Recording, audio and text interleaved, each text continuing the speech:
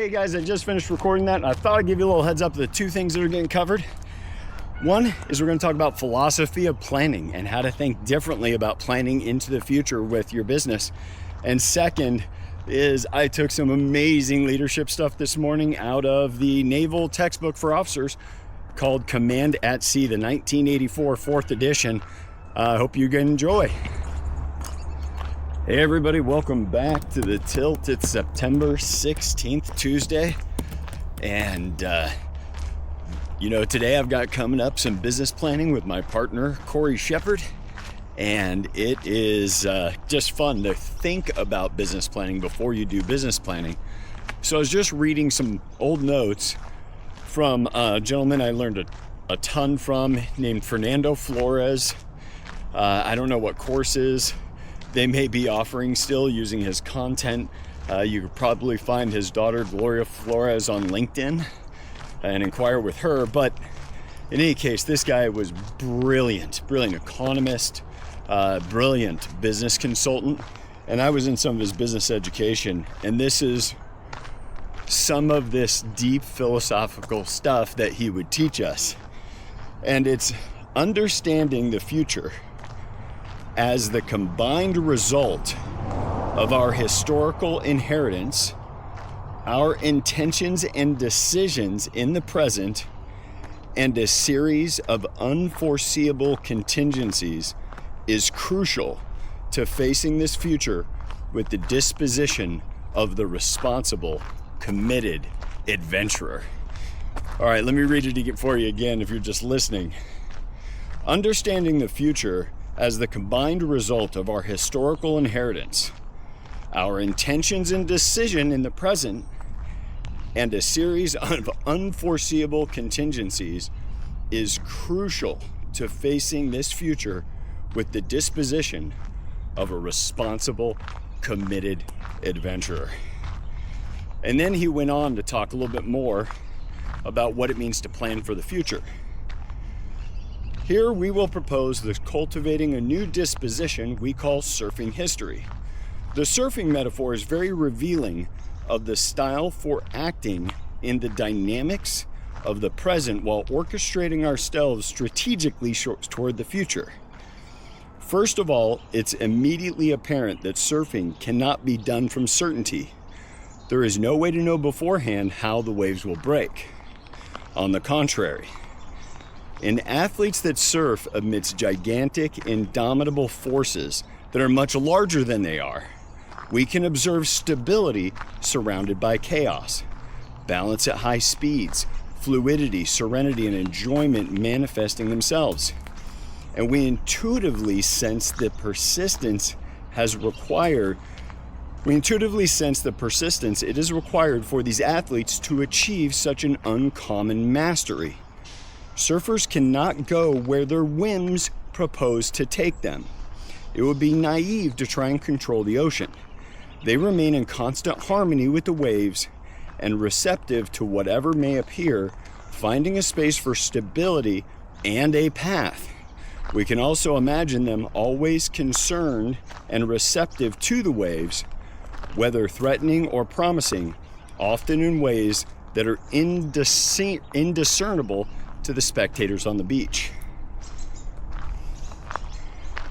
And so I think about that when we're doing our business planning, we're planning our future, when we're setting our aims and personal goals with our spouse, we set all of that up, we make certain decisions now, and then the future will unfold.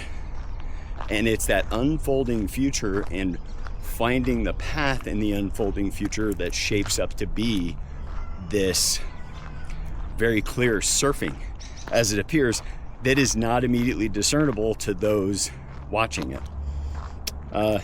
Then the other book that I'm reading this morning is Command at Sea. So this is the naval officer's book. If you're going to be the captain of a ship, you have to read this book. This is your course material at the Naval Academy. And I found this one printed in 1984 at a thrift bookstore or a used bookstore that my daughter wanted to go to out here in Marysville, Washington. So I was reading this section on what it means to turn over a ship, to turn over the command. That there's one person who's responsible for some of these ships for thousands of lives on board. And with the thousands of people, they have to hand over the responsibility of the entire ship, and they aim to get it done in about 7 days. And then in the book, it talks about what to do if you only have 4 days. What if you're at war? What are the priorities? And it goes through those priorities. Well, all that I'm getting at is it's pages and pages of very well thought out priorities for somebody in command, life or death leadership. So it's going through all of that and all the do's and everything that has to get accomplished. And then there's this, which I'm quoting. Finally, with all these do's, there's one don't. Don't read the fitness reports rendered by the outgoing commanding officer. Each of your officers deserves a fresh start. Instead, review the officer's qualification jacket, the chief petty officer's jacket, and as many of the records of the leading petty officers as time will permit. Look for qualifications rather than past performance. Review all career Kuhn Sears reports. I don't know what that is.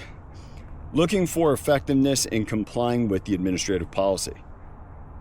So, one of the biggest things in taking over a ship and you might be the person responsible for nuclear weapons or at least a nuclear reactor on some of these ships.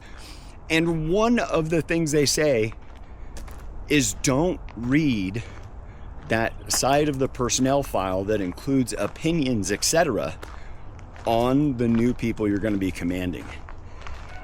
Give them an opportunity to stand on just their generated accomplishments. So look at basically their jacket, their black and white accomplishment and performance.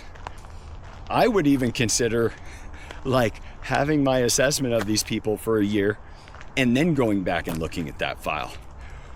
But what a great new way to come into an organization that has institutional memory like a naval ship and then put yourself in the position to just look at people's accomplishments and let them stand on their own in their relationship with you, not based upon their prior commander, supervisor, etc. I just thought that was a bit of gold in this textbook. And then one that I just thought was funny, I would leave you with today, maybe in a little bit of a lighter mood. This is credited through generations of naval officers, but starting at Ambassador Dwight Moreau.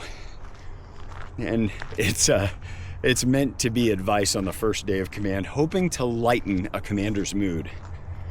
1, don't take yourself too seriously. 2, don't take the other fellow too seriously. 3, don't let the other fellow know that he's a son of a bitch. And don't ever get in a contest with a skunk. And so as you're going out there today, I think maybe, just in today's social media world, maybe number 4 is your best bet. Don't get in an argument with a skunk.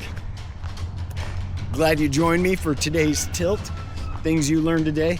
Take a few minutes, get yourself in a little bit of longer form content, learn something today, and join me back here tomorrow.